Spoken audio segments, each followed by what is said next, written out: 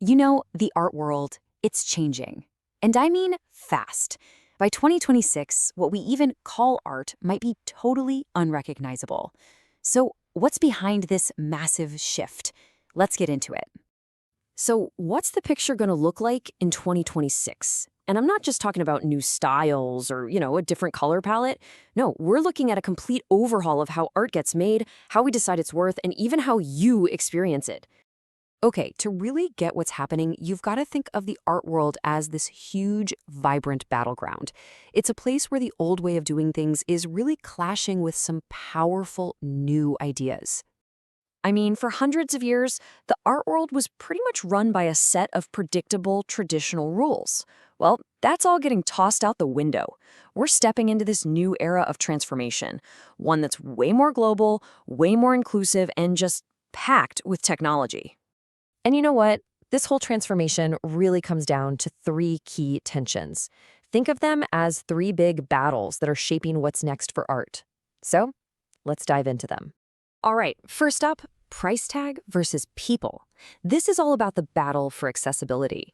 You've got this one side where art is this exclusive multi-million-dollar thing for the super rich. And on the other side, a growing demand to make art that's actually accessible and meaningful for, well, everyone.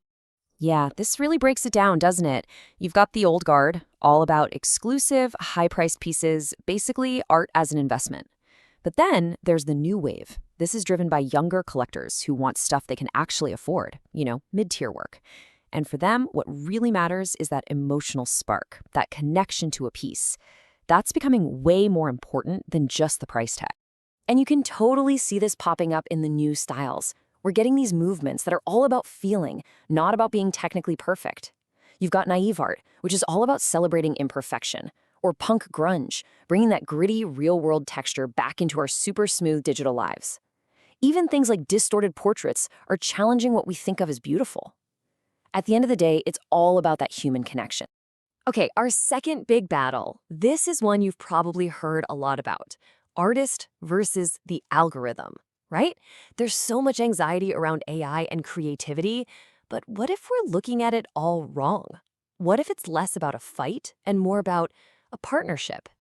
So let's just tackle the elephant in the room. Is AI coming for the artist's job? Look, from everything we're seeing heading into 2026, the answer is a pretty clear no. It's not about replacement, it's about completely redefining what it even means to be an artist. So, instead of a rival, think of AI as this incredible new collaborator.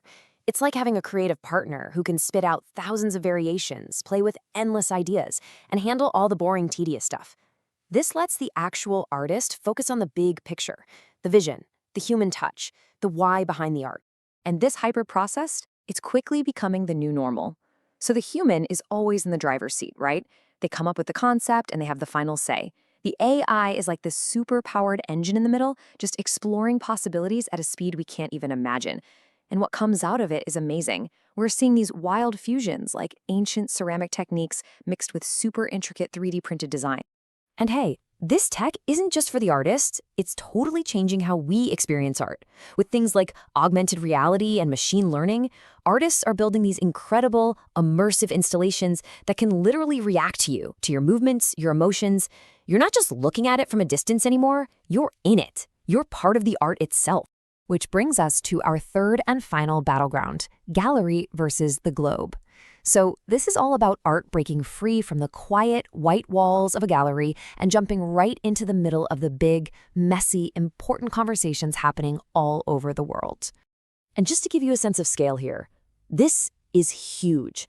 We're talking about a global creative economy that's worth over $2 trillion a year. It supports almost 200 million jobs worldwide. So this is not some small niche thing. It's a massive cultural force. And when you have that kind of power, well, that comes with a whole new level of responsibility. Exactly. With that global reach, artists are really stepping up. They know they have a platform, and they're using it for more than just making pretty pictures. They're making art that has something to say, art with a conscience. And this isn't just some abstract idea either. Artists are getting their hands dirty, literally. They're baking sustainability right into their process, developing new pigments from farm waste, building sculptures out of recycled junk, creating installations that actually react to the climate. They're working with local communities and using their art to get people talking about the stuff that really matters. Okay, so we've walked through these three big shifts, these three battles. So what does that mean for the masterpiece of 2026? Well, one thing's for sure. The old rulebook for what makes great art just doesn't work anymore. Let's put it all together. That whole fight between exclusivity and access, it's leading to a world where art is for everyone. The clash between human and machine, that's turning into a powerful artist-AI team-up. And art moving from isolation to engagement, that's giving us art with a real purpose. And that really gets us to the heart of it, the big takeaway. The masterpiece of 2026. It's not going to be one painting hanging on a wall. It's the whole system, the entire ecosystem. It's this amazing, interconnected world where art is accessible, powered by tech, and driven by a social conscience. So I'll just leave you with this question to think about. As art keeps evolving in these incredible ways, what are we going to value the most? Is it the raw skill of the human hand? Is it the incredible power of the code that helped shape it? Or is it the actual change the art inspires out in the world?